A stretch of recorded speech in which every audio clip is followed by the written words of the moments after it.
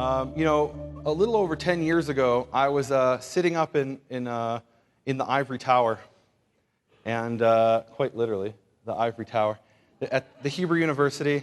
And, they talk about the ivory tower as the university. We actually have an ivory tower at Hebrew U. And that is the symbol of Hebrew. They even have the symbol of the ivory tower on the ivory tower. That's how pompous they are at Hebrew U. And I was sitting there minding my own business, and I was on an academic track. My plan in life was to finish my master's degree and then go on and do a doctorate in biblical studies.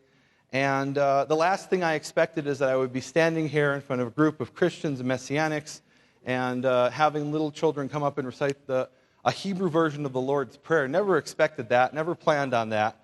That was beneath me. That was for the masses. I was going to be a professor, wasn't going to deal with simple people. And something happened. The God of the universe, I believe, had different plans than what I had. And one day I'm minding my own business there, and I get a call asking me to come and meet some minister from America who is a chaplain for the Vikings or something like that, and something to do with football players. And I didn't really care about that. I had, as I was studying for my master's degree, I had a little side job where I was doing research, and I actually worked on this book, among others, the Dead Sea Scrolls Reader. And one of my jobs there was to check the texts that they were translated correctly, and then translate other texts that had never been translated in the Dead Sea Scrolls. And I worked on a few other things. And one of the side things that I did is I gave tours to VIPs that would come over to Israel from the U.S. because I had studied biblical studies for my bachelor's degree and studied biblical studies and archaeology for my bachelor's degree, and my master's was in biblical studies. So, it was second nature to me to take people around ancient biblical sites, and I love it. I love the land of Israel and the sites of Israel. And so I would take people around the sites just to make a little bit extra money. And they asked me to take around this chaplain, this minister, and I'm like, all right, sure. And they want me to come and have dinner beforehand at the Mount Zion Hotel. So I go and I meet these guys at the Mount Zion Hotel, and everybody's sitting around and they're telling their stories. And then this pastor, this Methodist pastor, starts to tell his story. And he starts off the story about how he had a dream. And my response, of course, was to try very hard not to roll my eyes. Here's the Christian come to Israel, and he's had the spiritual experience. And I've seen this a million times, and I'm not impressed with it. It's certainly not something that I, as an academic, would deal with. That's for the simple people.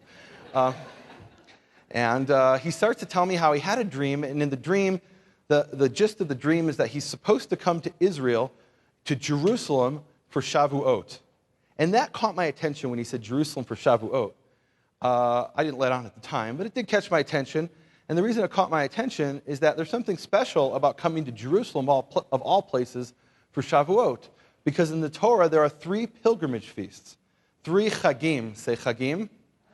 Chagim, chag, is a pilgrimage feast. It's where you come up to the place of the temple 3 times in a year. It says, all males shall appear before me in the Torah, in a number of places. And so he having a dream telling him to come to Jerusalem for Shavuot, I said, well, that's interesting.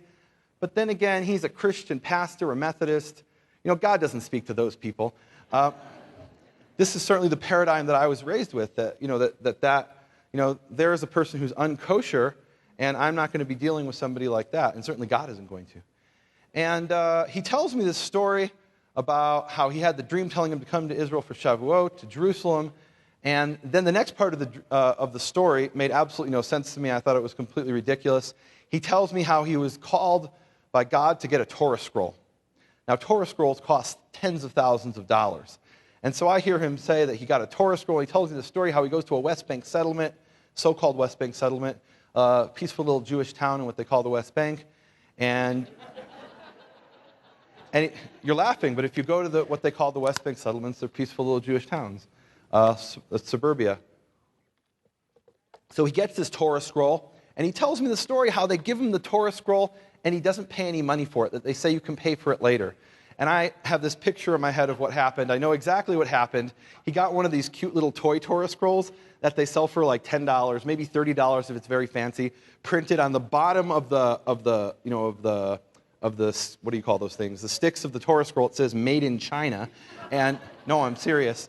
And I think this thing is printed on white paper, and it's very cheap. And that must be what they gave him. And that's why they said, you don't have to pay for it now, you'll pay for it later, because they think he's a friar. Friar is a very important Israeli concept. Say friar. Friar translates roughly as a sucker. So I'm sure this guy is a friar. And he convinces me to go over and see his Torah scroll, his little toy cute thing that he's dancing around with, I think. And I go and I walk in, and this is what I see. And I look at this thing, and I can see already, because the cover is laying on top of it, so I can see at the sides, peeking out from behind the cover, that this is actual parchment. And I realize this is not a little toy made in China Torah scroll. This is the real deal. And what I see on the front cover really impresses me. It says here, it's a verse from Isaiah chapter 2, and it's a verse that talks about people from all the nations flowing to Jerusalem. The word is naharu, which means they'll flow like a river to Jerusalem. And then it explains here why they flow to Jerusalem. It says, Ki mitzion tetzeh Torah u'devar Yehovah miYerushalayim. For the Torah shall go forth from Zion, and the word of Yehovah from Jerusalem. And so he's come to Jerusalem to get a Torah scroll, and it says the verse that his actions are a fulfillment of. I mean, his actions are a fulfillment of this prophecy, and the prophecy is on the Torah scroll. Well, then I open up the Torah scroll, I unroll it, and what do I read? And I'm not even thinking about what I'm reading. I'm just reading the Hebrew. And I start reading, and he asked me, what are you reading? And it turns out that this is the section in Leviticus 23 on Shavuot, on the Feast of Weeks. Now, you have to understand, this is 10 years ago when I'm sitting in the ivory tower minding my own business. So this guy over there, Keith Johnson, he is, woohoo! He's like dancing around and he's bouncing off the walls. And I'm like, that's very interesting. Maybe it's a coincidence. But at the same time, deep down, I started to wonder, what is going on? What's God doing here? What's going on? This guy, he comes to Jerusalem, he gets the Torah scroll. What is happening here? And let's look at this prophecy in Isaiah, and you'll see why I was having these questions. Isaiah chapter 2, verse 2, it says, It shall come to pass at the end of days that the Temple Mount shall be established above the mountains and shall be lifted above hills, and all the nations shall flow to it. They'll come like a river. Then in verse 3, it says, And many nations shall go, saying, Let us go up to the mountain of Yehovah, to the house of the God of Jacob, and he will teach us. And that word teach us is really two words, Yoreh, new. Say Yoreh. New. New means us. Yoreh is he will teach, but it's also the root of the word Torah. So Yorenu is he will teach us Torah. So this is what the nations are saying. He will teach us Torah from his ways, and we will walk in his paths, for the Torah shall go forth from Zion. That's the word that was in the Torah scroll, and the word of Yehovah from Jerusalem. So I'm reading this, and I'm saying, wait a minute. It's talking about the nations coming and getting the Torah, and that wasn't the way I had understood things. You know, I was raised up in the rabbinical tradition, and we were taught that the Torah is for the Jews, for the remnant of the people of Israel, the Jewish people, and the Gentiles, it's not really for them. You know, we didn't talk about things about salvation or not salvation. We just said, this is for us. It's this treasure we have. We're not going to share it. This is our goal, to stay away. And then I read this verse, and I'm looking at a fulfillment of this verse, a man who has fulfilled this verse through his actions, and I'm thinking, wait a minute, maybe this word of God is for this man. And but back then, the reason I struggled with this is that I'm what's called a Litvak Jew. Say Litvak. Litvak are Jews who came from Eastern Europe, from Lithuania. Litvak is the Yiddish pronunciation of someone who comes from Lithuania. And the Litvak Jews, the Jews of Lithuania, they were the intellectual elite of the Jewish world, and up until the Holocaust. And if you have any question about it, just ask a Litvak rabbi, and he'll tell you that it's true, that in fact, they, to this day, are considered the intellectual elite. And as the intellectual elite, one of the things that I was taught is that we don't deal with anything that's too spiritual or dreams or miracles or things like that. That's for the simple people. You can see why I fit in so well at the university. It was the same attitude that we have this knowledge, and so we have this information, so we don't need any of that inspiration. And that's why I think I had so much trouble accepting that somebody like Keith Johnson was having this miracle happen to him, and why I came up with every explanation except for that this was a miracle of God, because I was thinking, no, that doesn't happen to Methodist pastors. That's not how God works. And in today's age, we don't really have miracles anyway. When the Messiah comes, he'll reestablish all of that.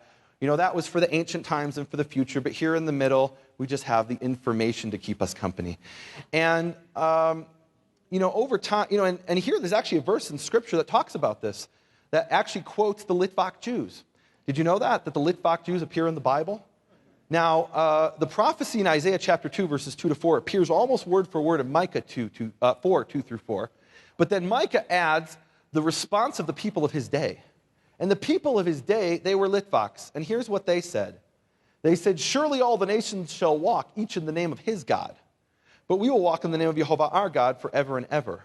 And what they were saying, what they were responding to this prophecy of all the nations flowing to Jerusalem to be taught the word of God is, no, those Gentiles, they have no part in this. They can't be part of this. We don't want to share this with them. This is our golden treasure. We don't want them to have any part of it. They can have their gods. I don't even know what the Methodist God is. They can have it. But that's got nothing to do with our God of Israel. And that was, to some extent, the way I looked at it.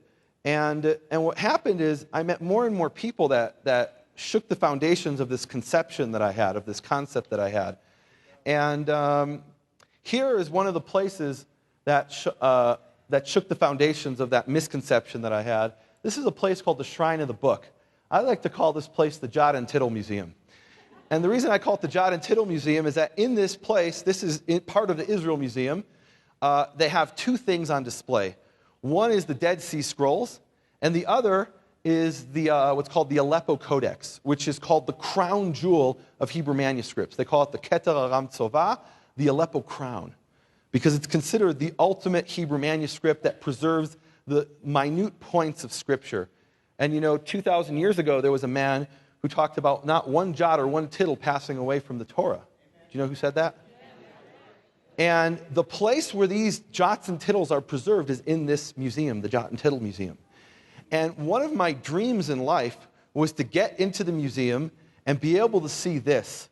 This is the Aleppo Codex, as I said, the crown jewel. Now, anybody can walk in and see what you see in this photograph here. But what they don't know, and what I learned at the university, is that in fact only the top 2 pages are real. The rest of the pages, the ones on the side, those are preserved in a vault, in a secret vault that I'm not allowed to tell you where it is. But they're preserved in a secret vault, and the reason for that is that they're afraid someone, this being the Middle East, not here, but where the Jot and Tittle Museum is located, being the Middle East, they're afraid someone will walk in and blow it up. And it's too important, it's irreplaceable.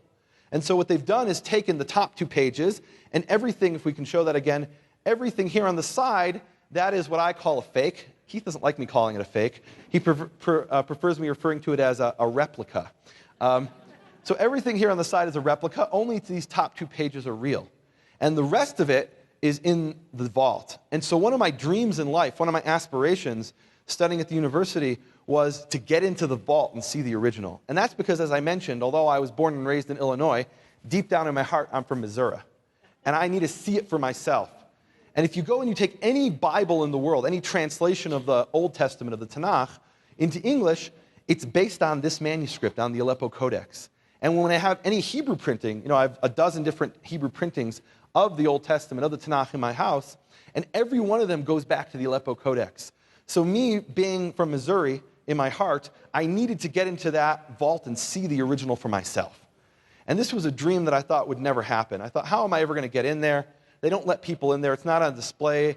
They're too afraid that someone will blow it up or damage it. Well, one day, this Methodist pastor, Keith Johnson, calls me up after I had met him about a year earlier, and he tells me over the phone, he says that I have this important guest who wants to come to Israel. He wants to have a similar experience to what I had, and his name is Reggie White. And I say, who's that? He's some football player who won the Super Bowl or something like that. And so I look him up online. Okay, sounds very impressive, but I've never watched a Super Bowl in my life. I'm not into sports. And I say, okay, I'll take him on a tour. And I take him around the country, and he actually stays with Michael, and we have some interactions there. But I end up taking him to see 2 things. That was the main part of his visit. He wanted to see 2 things.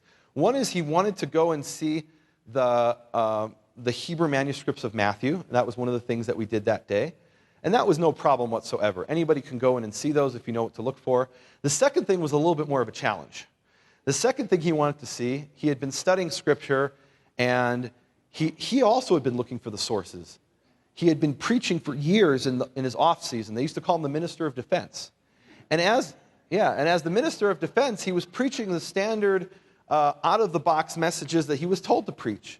Well, when he retired from football, he told me that he wanted to become as great a minister, a preacher, as he had been a football player.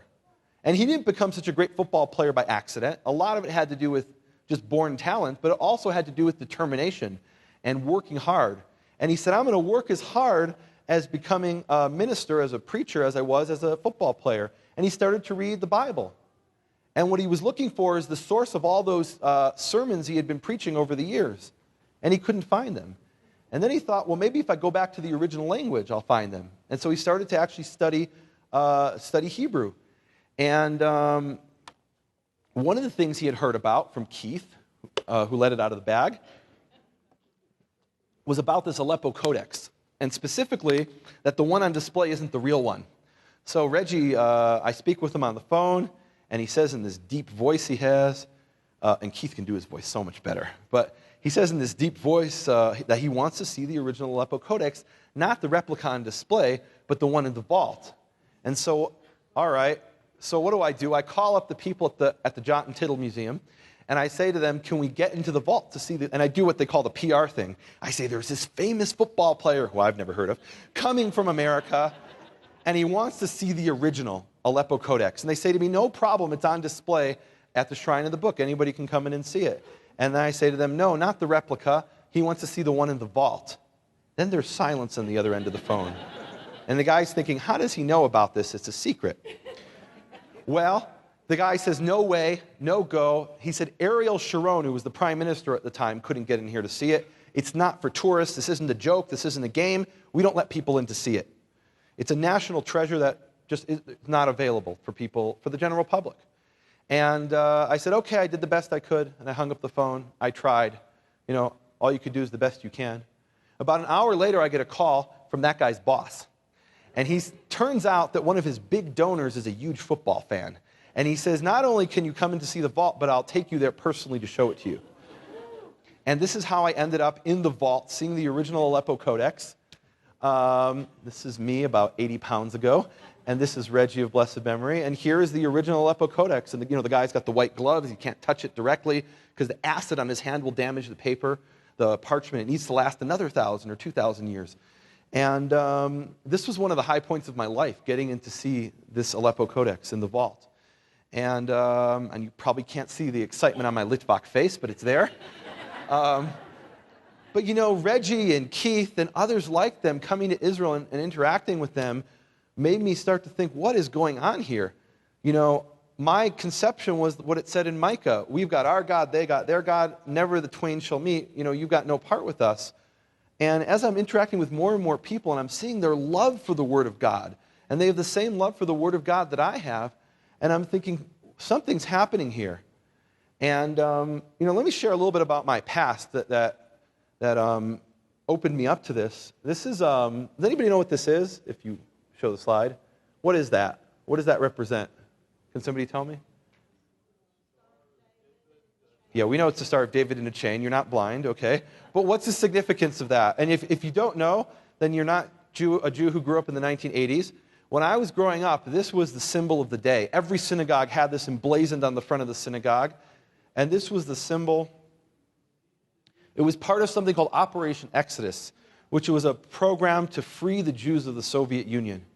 There were millions of Jews behind the Iron Curtain who were being suppressed, who could not express their Judaism, who were being arrested if they went to the synagogue, who were being taught that there's no God, that the world exists through random happenstance, and if they believe differently, they'll end up in a gulag in Siberia. And so this was the big thing of my childhood. I used to go to protests to free the Soviet Jews. What happened in 1990 is the Soviet Union fell. And there began this huge flood of Jews, this influx of Jews. 1.1 million Jews came out of the Soviet Union between 1990 and 2000. And, okay, wow, that's so amazing. But you have to understand, when I was growing up in the 80s, this was something that we dreamed of when the Messiah comes. The Jews will be freed. And it's something that's been fulfilled in my lifetime. I mean, even a Litvak can't look at that and say that God doesn't do miracles in this time, in this era. That was a miracle of biblical proportion.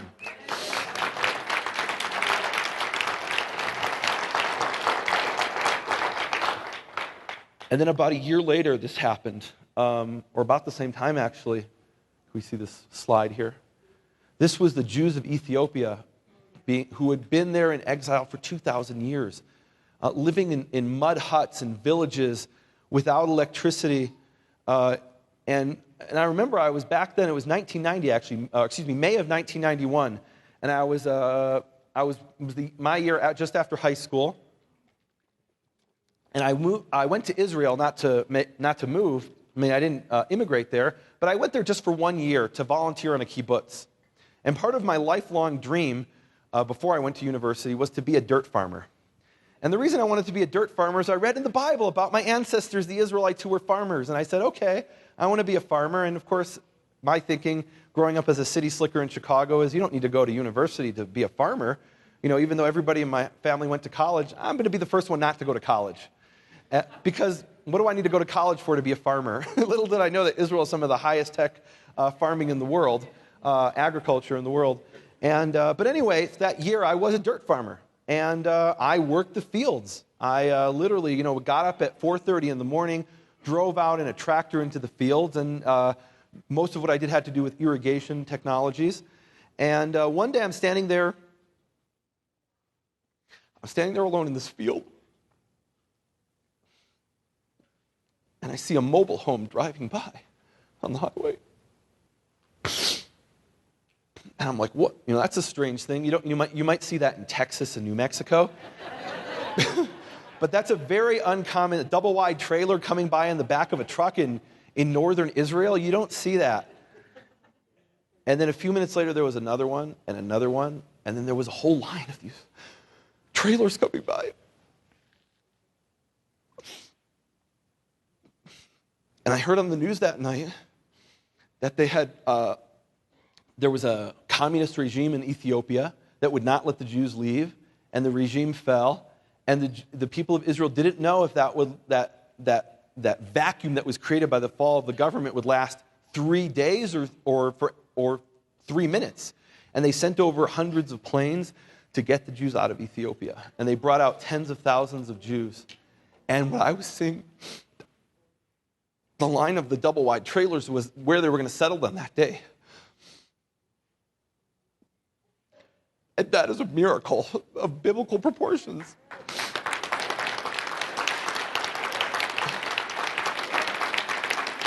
And this is actually a miracle foretold in the book of Jeremiah. Literally, it says, "The days are coming, says Yehovah, that it shall no longer be said, as Yehovah lives, who brought up the children of Israel from the land of Egypt." That's how they used to make vows. They would say, "I swear, as Yehovah, who brought Israel up out of the land of Egypt, lives." That was their vows. He said, no longer will they say that, but rather, as Yehovah lives, who brought up the children of Israel from the land of the north, someone say Soviet Union, and from all the lands where he had driven them, for I will bring them back into their land which I gave them to their fathers. We've literally seen the fulfillment of this prophecy from thousands of years ago. When Jeremiah said this 2,600 years ago, people must have thought he was insane. The Babylonians are battering down the gates of Jerusalem, and he's talking about the return of the exiles. This man must be, and then later on they were in shackles, being taken away as captives to Babylon. And he's talking about how those captives will return. That must have seemed like a fantasy. They must have thought he was crazy. But in our lifetimes, well, not for you young people, but in our lifetimes, this has been fulfilled literally. And as I was seeing these things, I began to think, here's another prophecy, Isaiah 14, verse 1. It says, "When Yehovah has mercy upon Jacob and once again chooses Israel, placing them in their land, the strangers shall join themselves to them and shall be added to the house of Jacob." Woo!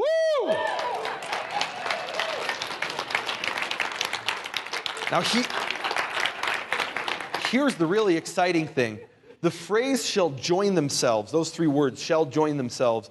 In Hebrew, shall join actually is one word, and the word is vinilva. Now, vinilva is from the same root as the word Levite. And if you look at the story of how Levi, the son of Leah, got his name, she talks about joining herself to her husband.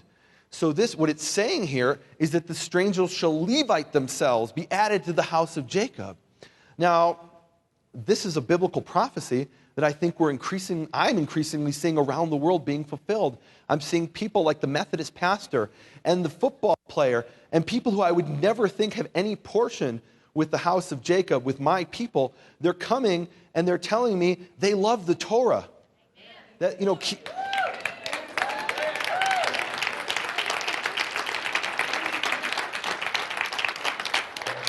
I once asked Keith how he got drawn to the Torah, and he usually doesn't share this story because maybe it's not very sexy. But the story he told me is that he saw a Torah scroll, and when he went to touch it, he broke into tears. And what brought him to the Torah is he couldn't understand why he broke into tears. What was it? There was something there, and I believe it was the God of Israel drawing him in. We read in Isaiah 56 about how God gathers the dispersed of Israel, and it says in verse 8, I will gather others into those who I have gathered. And I believe people like Keith and Reggie and many others around the world on every continent, and I mean literally on every continent, including Antarctica, because I met a guy from Antarctica and I saw it's true, are being drawn to the God of Israel. And they can't explain why. What they do is, they shake the family tree waiting for a Jew to fall out.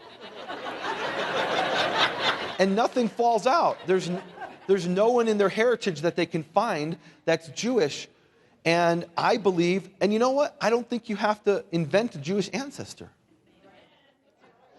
Because God is drawing people. He's gathering people. And if you feel that feeling in your heart, unless you had bad pizza last night, and that's heartburn, then that is the God of Israel drawing you into his covenant, gathering you just as he gathered those people out of Russia and gathered those people out of Ethiopia. And I mean, there are stories of this ingathering that are unbelievable. When they sent when they went to get the Jews of Yemen, they sent these airplanes, and the people had never seen airplanes. I mean, literally, they had never seen airplanes. These were people who were living in the 12th century. I think the people left behind in Yemen are still living in the 12th century. But these were people who technologically were living literally in the 12th century. That was the level of technology they had. They'd never seen airplanes, so they told the people, they said, we're going to take you to the land of Israel on magic carpets. That's what they said, and they called it. They actually called it Operation Magic Carpet, because the people didn't understand what are these. You're going to take us and you're going to fly us thousands of miles to the land that we read about in the Bible, to the land of our ancestors. That's not possible. We have to go on camels and stop every day to get water. And they told them, no, we're going to take you on magic carpets. Come and you'll see. And that was back in the 50s. And this is an ongoing process of the people being drawn back to the land. This is a fulfillment of prophecy. Not in some metaphorical, symbolic sense, but literally these things are being fulfilled. And, Zechariah 8:23, Keith brought this over Shavuot in Dallas. Thus says Yehovah of hosts, in those days 10 men of all the languages of the nations shall grab hold of the corner of the garment of a Jewish man, saying, let us go with you, for we have heard that God is with you. Now, Keith brought this verse over Shavuot and talked about how there was an opportunity to grab hold of my suit jacket here.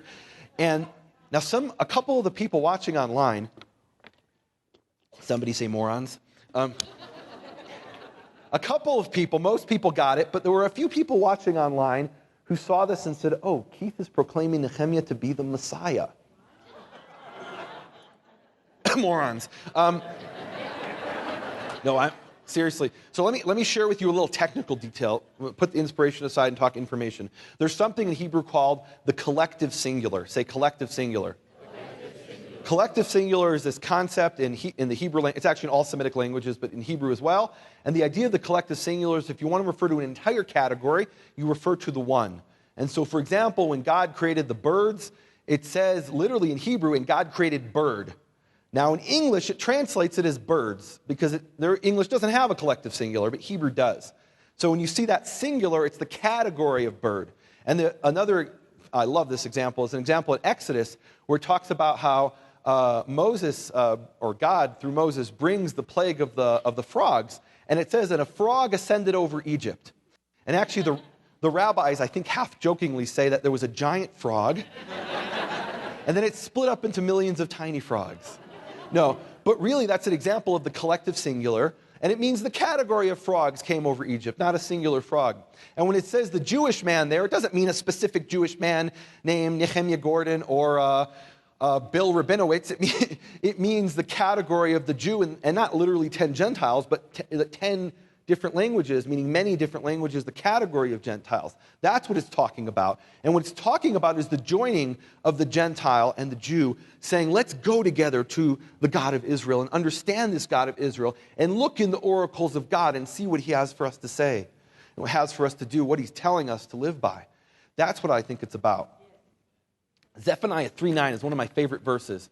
It says, for then I will restore to the peoples a pure language, say pure language, that they may all call upon the name of Yehovah to serve him with one accord. What is that pure language?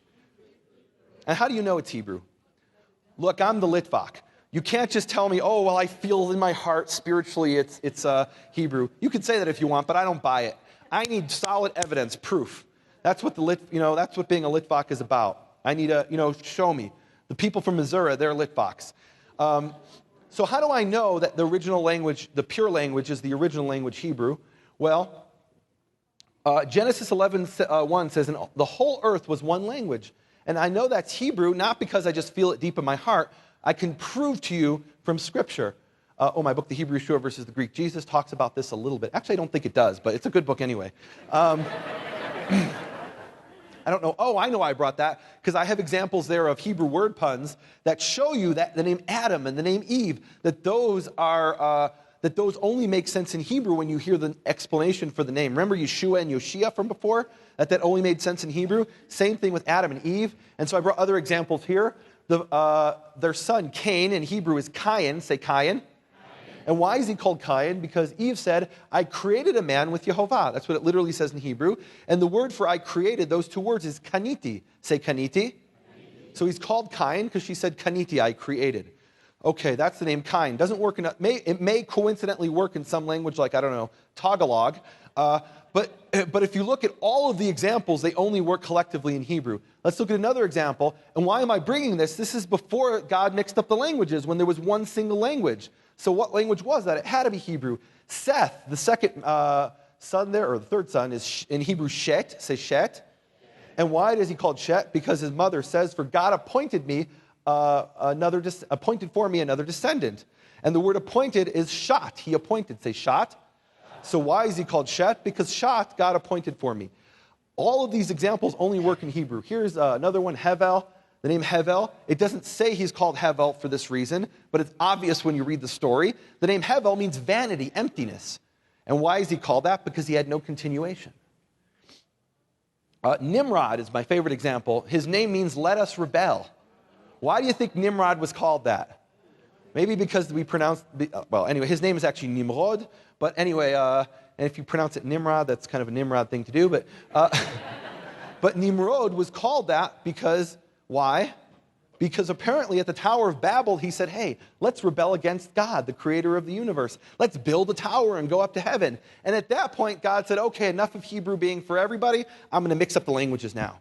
And the prophecy of Zephaniah 3:9 is that the curse of Babel will be undone. And in the end times, all mankind will revert to having one language.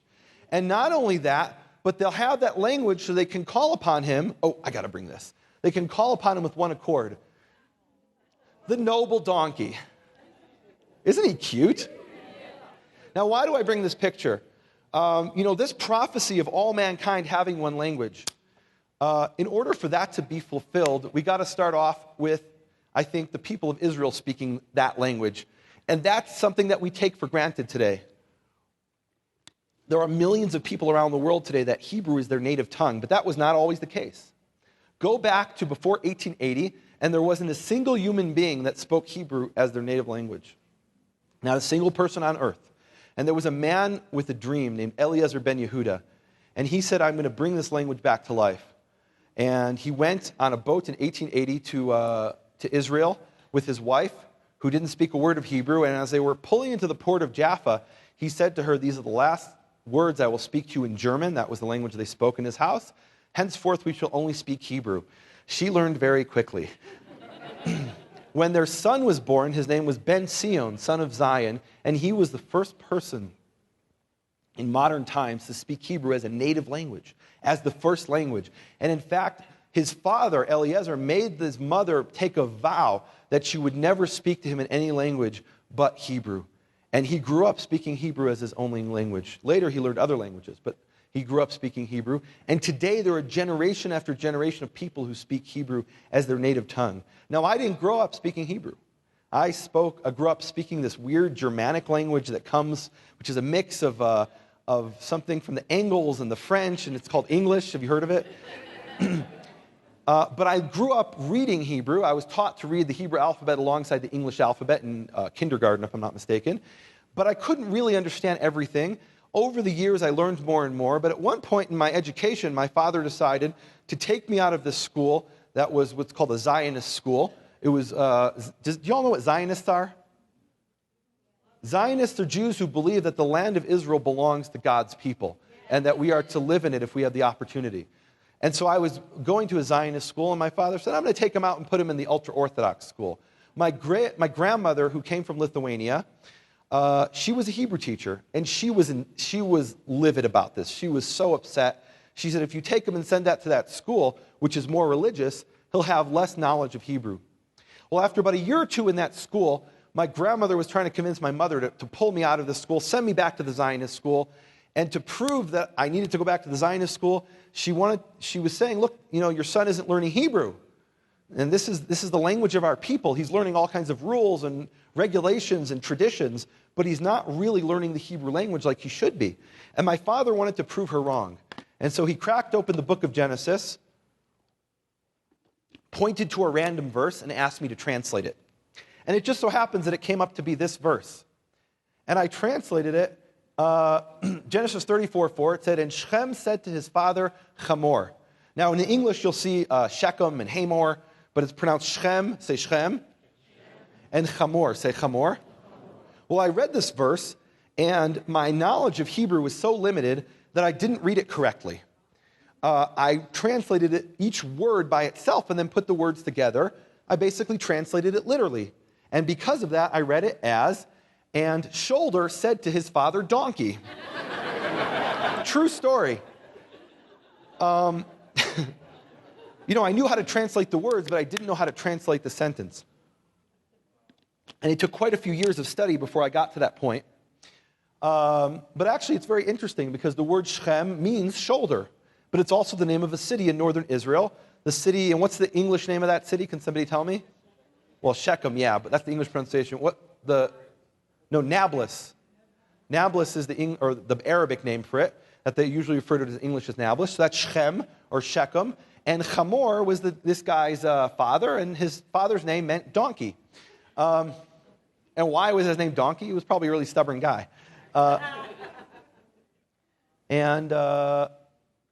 The way that I learned to speak Hebrew, when I went to Israel and volunteered on that kibbutz, I couldn't put together a single sentence of Hebrew. By that point, I was much older and I could read the Torah fluently without any problem. But the way I learned to actually be able to speak Hebrew is I was out there in the fields, and now one of the things you'll find in Israel is most Israelis want to speak to you in English. They love the English language, and if they can improve their English, they can advance in their careers. So while you're trying to learn Hebrew, they're trying to learn English. That's what happens. And so you try to speak to them, and they won't go for it. Well, I was really, really blessed when I went to Israel and was on that kibbutz, because the man who is the boss, my boss out there in the field, the supervisor, he was from New York. And so the entire year, he only said to me two things in English. One of them was a dirty joke that I won't tell you. Maybe I should tell them. No. But the rest of the year, he only spoke to me in Hebrew. And this was very difficult for me at first. He would just start yelling at me in Hebrew. And let's see this slide over here. This is what I was facing, a pile of irrigation pipes. And he started yelling at me, And I'm like, what? I'm just an American. I only speak one language. And he would just keep saying that until I did it. And what is he asking me to do? As he's saying this, I remember from reading the Bible this. Does anybody know what this is? This is called Warren's Shaft. And it's actually mentioned in the book of Samuel and Chronicles, where it talks about David capturing the city of Jerusalem. And he says the first person to ascend the Tzinor, say Tzinor, he will be given this reward. And the person who did that was Joab or Yoav. And by going up the Tzinor, they were able to capture the city. Well, archaeologists have realized that what he's talking about is this thing over here. This is Warren's Shaft. And it was essentially a way for the Canaanites to get water during a siege. And they thought, well, this is perfectly safe because nobody could possibly climb up this. But Joab figured a way to get up it. And the Hebrew word for this is tzinor. Say tzinor. And he was yelling at me, take the tzinorot, these things, and move them over there.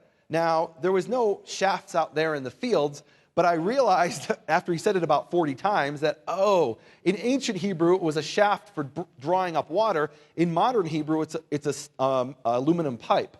That's what happens. They take a word, like nobody builds water shafts anymore like that. Now they have pipes. And so that was the modern meaning of the word. And about 6 months after I was working in those fields, getting yelled at day in and day out by this, he's a New Yorker, what do you expect? And eventually I was able to not only understand, I was able to speak. And at about 6 months there of working in the fields, I had something that made me realize, wow, God has blessed me greatly. What happened to me is I had a dream, and in the dream, I was speaking Hebrew. And the reason that was significant is that whenever I spoke Hebrew before that, I would have to translate in my head what I wanted to say and then say it in Hebrew. And then somebody would say something to me in Hebrew and I would translate it back into English. And in the dream, there was no translation. It was just in Hebrew. So this prophecy in Zephaniah 3:9, God's people, the people of Israel, are now learning to speak his language. Generation after generation are going back to the pure tongue. The other part of the prophecy talks about, it says that they all may call on the name of Yehovah to serve him with one accord. And that phrase, one accord, is really interesting because one accord, it literally says one Shechem. Say Shechem. And do you remember what Shechem means in addition? It means shoulder, exactly. And what does it mean to serve Yehovah with one shoulder? What it means is that back in the Tower of Babel, they came together, they were standing shoulder to shoulder, saying, let us build this. Nimrod, let us rebel against the God of creation. Let us build this together, standing shoulder to shoulder. And God is saying in this prophecy, in the end time, when he restores that language, we won't come together to build something for our name, to build our name. We'll come together for his name, to call upon his name. And here's really for me a picture of a fulfillment of this prophecy. Me and Keith standing together, shoulder to shoulder, calling upon the name of Yehovah.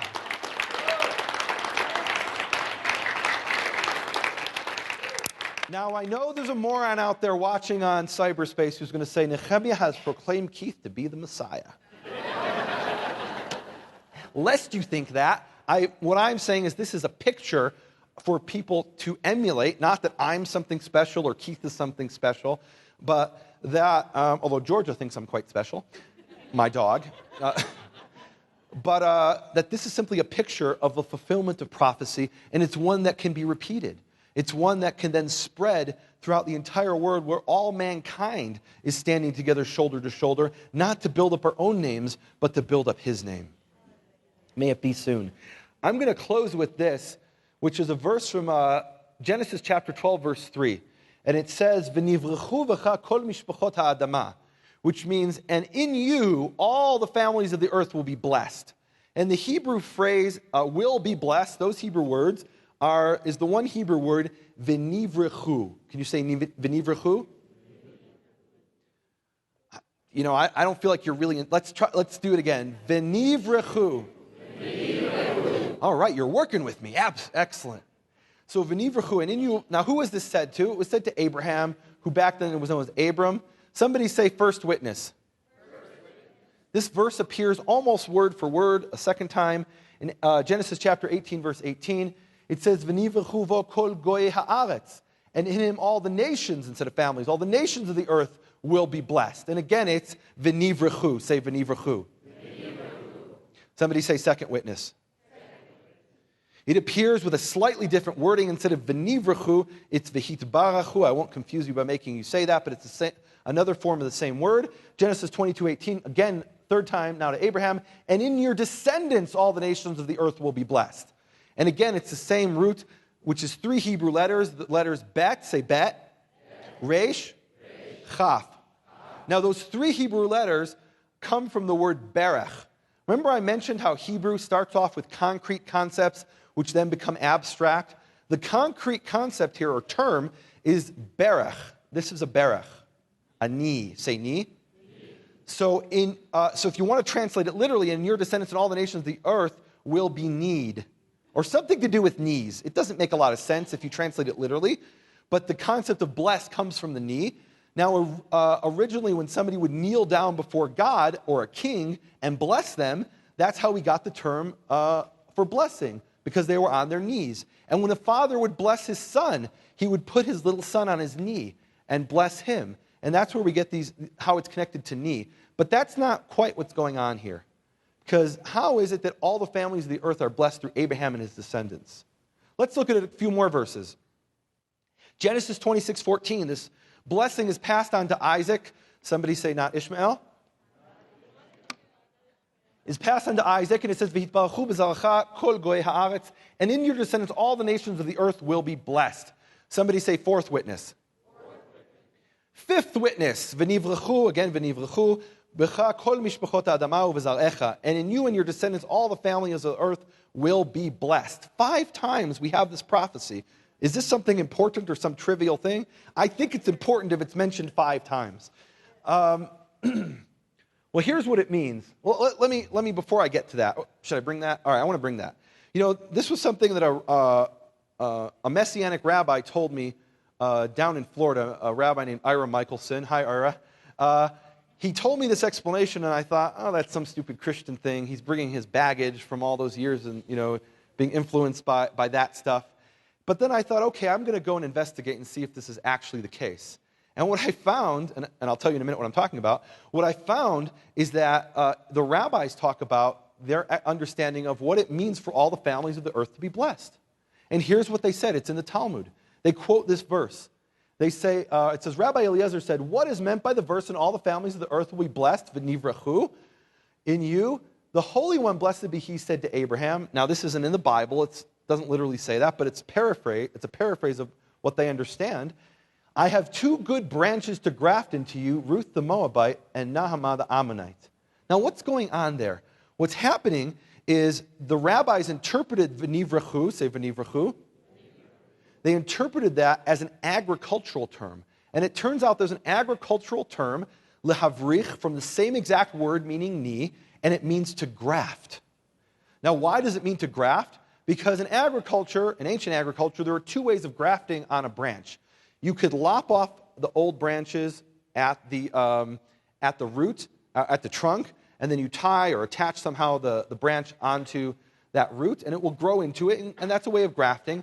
Another way of grafting is the branch is growing out, and you only cut off part of it, and you take the new branch and you stick it onto that part. And then you usually do that at a right angle, and that forms a knee.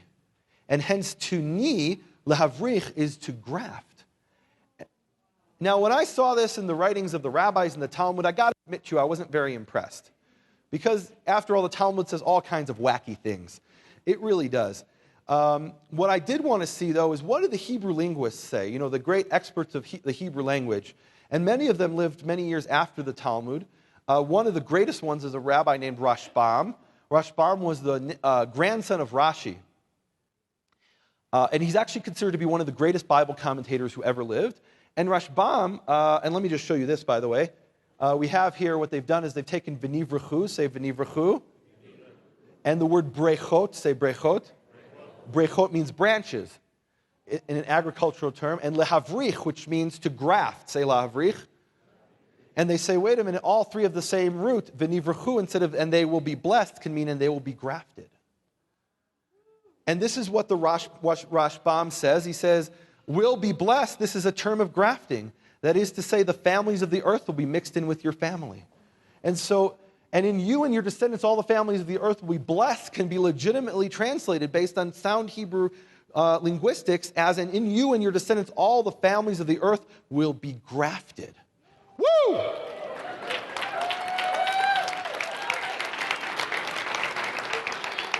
I'm excited.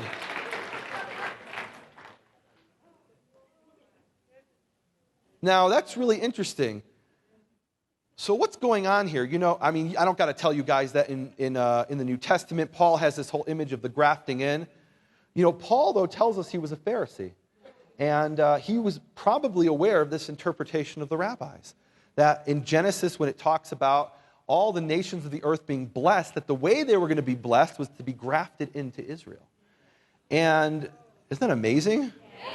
Can I get an amen? Wow. You know, going around the world and seeing people from every language and literally every continent being drawn to the God of Israel, I am seeing this grafting take place. And one of the really exciting things to me is that in October, we're going to have, this is going to come out. This is the Chinese translation of A Prayer to Our Father. It's going to, woo!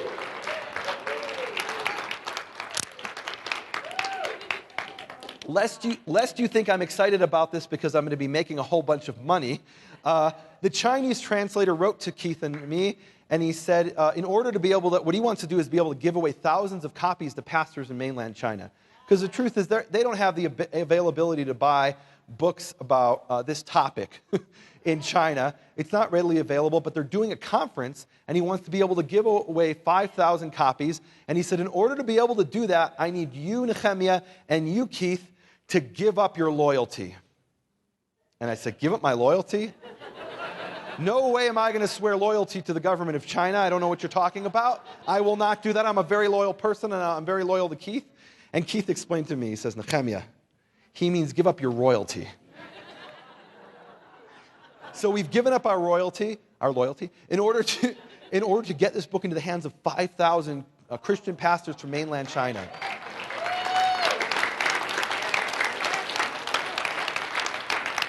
And this book is actually going out through the China Alliance Press. And what that means is it's actually past the pen of the censor, of the mainland Chinese censor. So it's actually legal to have these books in China. They picked through every character and every word and said, okay, you're allowed to have this book. And to me, this is, it's not so, I don't care about myself in this book and that I'm not making any money on anyway. The significance of this to me is there are people who are interested in this in mainland China. There was someone who gave of his time and his own money in China to translate this book. But, on his own initiative, he wrote to us and said, I wish I could get this book in Chinese. And I wrote back and I said, translate it and you can. and he did, and now it's being distributed to thousands of people. And to me, this is like, this is a sign.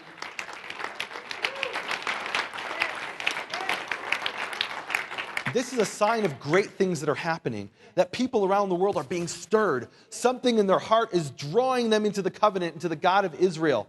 And to me, this is like the magic carpet arriving and swooping off the Jews of Yemen and bringing the Jews over in a couple of days from Ethiopia, and the 1.1 million Jews who came from the former Soviet Union. This is biblical proportions, these fulfillments of prophecies. And may it be soon that we all are together in the land, standing shoulder to shoulder, speaking Hebrew, calling upon the name of our God.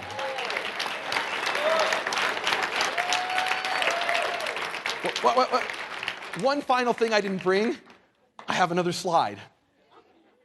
And that was like the crescendo, and now, but I got to bring this. I forgot all about this. I got to bring this here. Obadiah chapter 1, verse 20. And the captivity of this host of the children of Israel are amongst the Canaanites. Say Canaanites. As far as France, it says there Tzafat, which they translate as France. And the captivity of Jerusalem, that is in Sfarad, in Spain. Somebody say New Spain. Shall inherit the cities of the Negev. This is a prophecy that millions, doesn't say how many, it's a prophecy that the captivity of Jerusalem, scattered among the lands of Spain, will come back and inherit the lands of the south of Israel. Woo! And I am so excited to be talking to you. I'm so excited to be talking to you about this here in New Mexico, which is the focal point of millions of Anusim who are returning to their faith.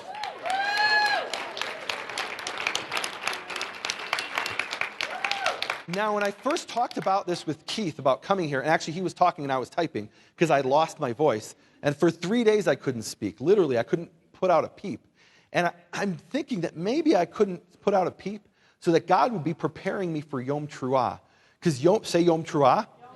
Yom Teruah, many people translate as the day of trumpets, but it literally means the day of shouting and the day of trumpeting. Teruah is a noise that you make with a horn, with a shofar, or a trumpet, or with your voice. And maybe in order for me to appreciate that Teruah, God took away my voice for 3 days. Woo!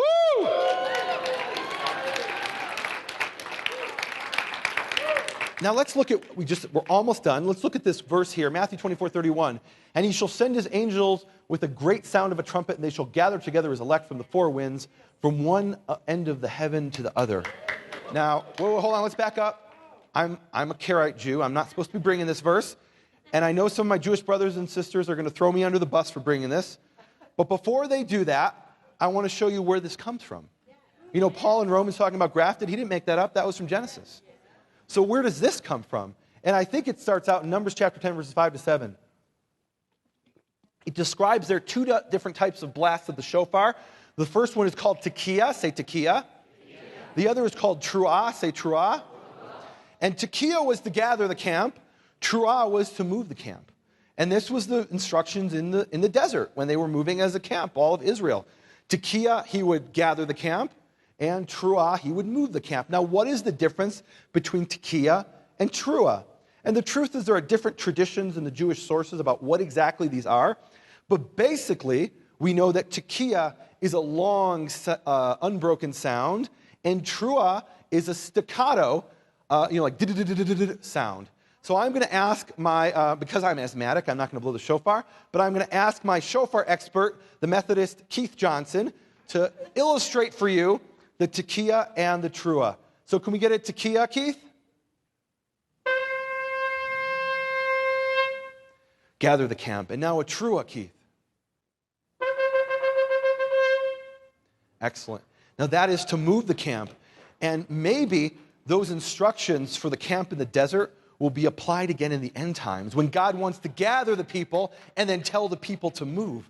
And that actually ties it into Yom Teruah, the day of moving the camp, of blowing the shofar, of the staccato sound. Let's get into the Teruah.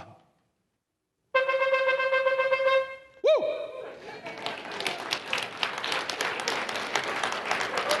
Now, how do we know this still applies today? Because that was just some weird thing for the desert that they did when they were in the camp. Numbers chapter 10, verse 8. It says, and the sons of Aaron shall blow the trumpets, it's talking about the silver trumpets, and they shall be for an eternal statute. Say eternal statute. Throughout your generations. Now, what application could this possibly have today? Numbers chapter 10, verse 10. When you go out to war in your land against the troubler who troubles you, that's what it literally says.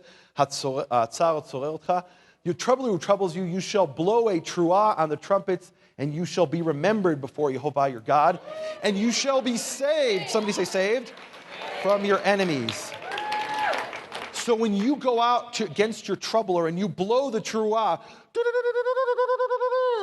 Yehovah will hear that in heaven, and he will save you from your enemies. Woo!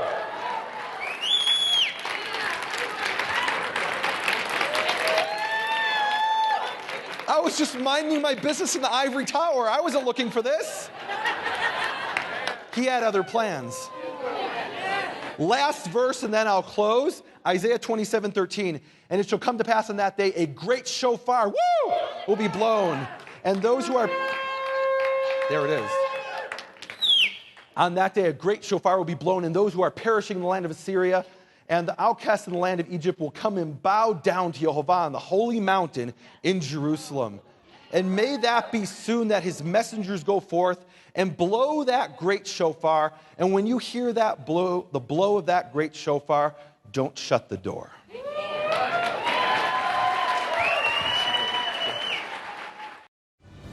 Biblical Foundations Academy is committed to helping people around the world build a biblical foundation for their faith.